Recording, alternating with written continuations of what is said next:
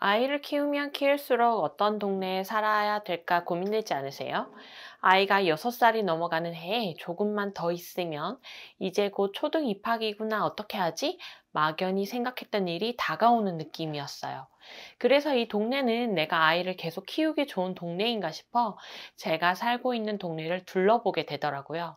어린이집 오갈 때야 저와 보내는 시간이 많고 교육적인 부분은 아직은 살포시 내려놓은 상태였는데 학교에 입학하면 본격적인 교육과 주변 친구들 영향을 많이 받을 시기로 느껴지더라고요. 그래서 제가 살았던 동네의 초등학생들은 어떤가 쭉 둘러보는데 그 동네 아이들이 학교 시간이 되면 모여 놀던 아파트는 놀이터가 눈에 띄었어요. 아이 어린이집 하원을 하고 놀이터 놀러 갈 시간쯤에 매번 초등 2, 3학년 정도 돼 보이는 아이들이 3, 4, 5 꼭 때로 모여서 놀이터 벤치에서 엄청 앉아 있었거든요. 뭐 하나 싶어 둘러보니 핸드폰으로 별의별 영상들을 보며 시간을 보내고 있더라고요. 이 애들은 집에도 안 가고 학원도 안 가고 도대체 여기서 왜 이러고 있지 싶기도 했는데 자기네들끼리 대화하는 걸 들어보니 부모님은 집에 늦게 오시고 집에 가봤자 심심하니 자기들끼리 모여 노는 걸로 보이더라고요. 그리고 아이들끼리 하는 대화는 여자, 남자 친구들 할 것 없이 거친 말이 엄청 쏟아지길래 안 되겠다. 나중에 내 아이의 미래 모습이 되는 것 아닌가 싶어 몇 년 동안 아이 키우며 살던 그 동네에 정이 뚝 떨어져 버렸어요. 안녕하세요. 육아 선배 스부장입니다. 저는 지금 강남 상구 인근 지역 아파트에서 살고 있고요. 초등 입학하는 아이를 직장 다니며 손쉽게 챙기기 위함도 있고 학군지에서 아이를 키워야 되겠다 싶어 회사 근처로 좀 무리해서 이사를 하게 되었는데요. 이사하고 나니 만족스러운 세 가지를 공유드려 볼게요. 첫 번째는 학군지에 이사 와서 보니 부모들이 아이의 인성이나 성장, 교육에 관심이 높아 만족스러워요.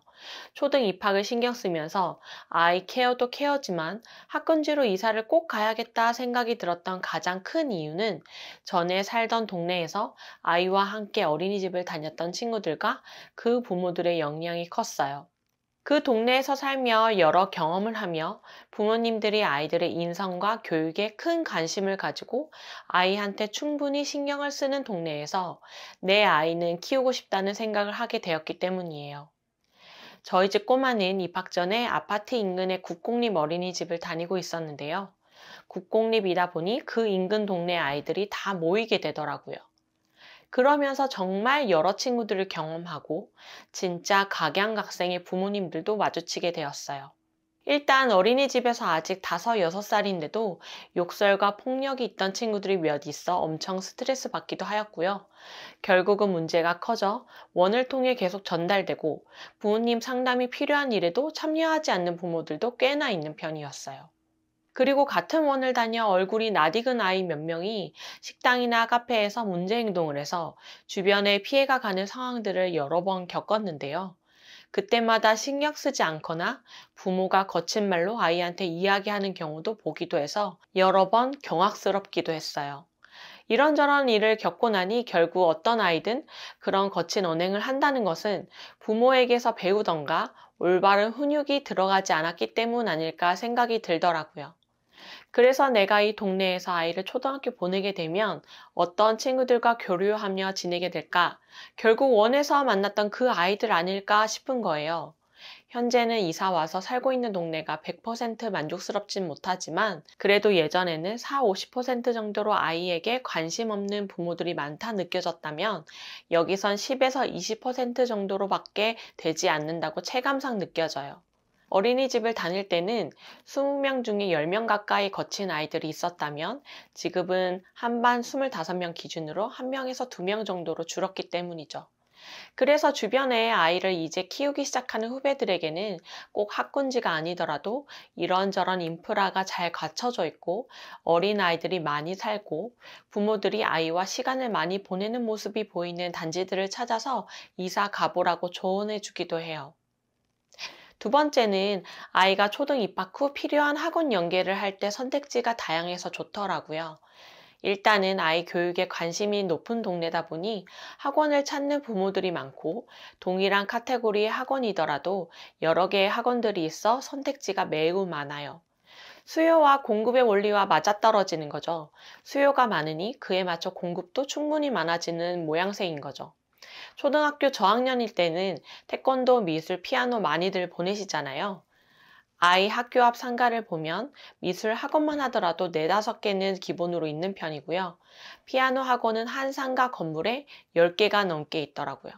그러다 보니 아이 학원을 고를 때 여러 군데 상담 다녀보며 찾기도 편하고, 원래 다니던 학원에서 뭔가 잘 맞지 않아 옮기게 되더라도 선택지가 다양하다 보니 고민이 되지 않더라고요.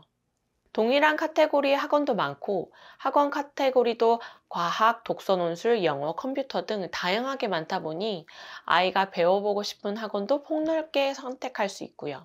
그리고 대형 어학원이나 수학학원, 셔틀들도 학교나 상가 근처들 거점으로 지나가다 보니 아이 학원 라이딩을 직접 하지 않더라도 보낼 수 있는 곳들이 많아 만족하고 있습니다. 아무래도 학년별 학원 시작 스케줄들이 있는데 회사 퇴근 시간이 딱 맞아 떨어지지가 않는 경우가 많아 걱정스러웠거든요. 그런데 웬만한 대형 브랜드 학원들 셔틀은 다 오길래 아이 스케줄에 맞는 학원을 선택하기가 편했어요. 세 번째는 학군지다 보니 학교에 학생 수가 많아 개인적으로 만족스러워요. 한 반에 학생 수가 너무 많으면 한 교사당 담당하는 학생 수가 많아 힘든 건 사실로 보여요. 그런데 아이 입장에서 보면 한 학년에 반도 많고 친구들도 많다 보니 어떤 아이와 사이가 틀어졌을 때 학년이 올라가 반이 바뀌며 자연스럽게 멀어질 수 있는 기회가 되기도 하더라고요. 또 저희 아이는 외향적인 성향이 아니라서 본인에게 맞는 친구를 탐색하는데 시간이 좀 걸리는 편인데요. 학년이 올라갈수록 친구들끼리의 단짝의 개념이 생기기 시작했더라고요. 그런데 한 반에 여러 여자친구들이 많다 보니 이 친구, 저 친구 다양하게 나에게 맞는 친구를 탐색할 수 있는 기회가 더 주어지더라고요. 한 반에 15명 정도 내외의 학교에 가면 1년 동안 7, 8명의 여자친구들 중에 나에게 맞는 친구가 있는지 찾아봐야 되는데, 지금의 학교에선 매 학년마다 13명, 14명의 여자친구들이 있거든요. 그러다 보니 마음이 잘 맞는 한두 명의 친구는 꼭 만나게 되더라고요. 그리고 지인네 학교를 보니 학생 수가 적으면 개설되는 방과후 수업의 종류도 적고, 신청 학생 수가 조금만 적어도 폐강되기도 하더라고요. 한 반에 학생 수가 적고 많음에 따라 장단이 분명하게 있겠지만 저나 아이는 매우 만족하는 편입니다. 오늘 이야기들 어떠셨나요? 아이를 키우면 키울수록 내 아이는 좋은 환경에서 키우고 싶다는 열망이 강해지더라고요. 그리고 아이들 또한 자라면서 주변 환경에 생각보다 많은 영향을 받는 게 보이고요. 그런데 그게 굳이 무리해서 학군지일 필요는 없어 보이고요. 다만 엄마가 일하며 아이가 자라나기 좋은 동네를 꼭 찾아보셨으면 해요. 제 개인적인 기준으로는 아이들이 많이 사는 동네, 학원 인프라나 환경이 잘 갖춰져 있고 부모들이 주말에 아이들과 시간을 많이 보내는 것이 보이는 동네를 잘 찾아보셨으면 좋겠어요. 저는 다음 시간에 10년차 워킹맘이 회사 생활도 잘하고 아이도 잘 키울 수 있는 다른 여러 가지 노하우를 가져와 보겠습니다. 구독과 알림 꼭 하셔서 도움되는 육아 노하우들 놓치지 마세요. 영상 보시면서 궁금하신 내용이 있거나 어떤 노하우가 궁금하신지 댓글로 알려주시면 또 이야기해 보도록 할게요. 감사합니다.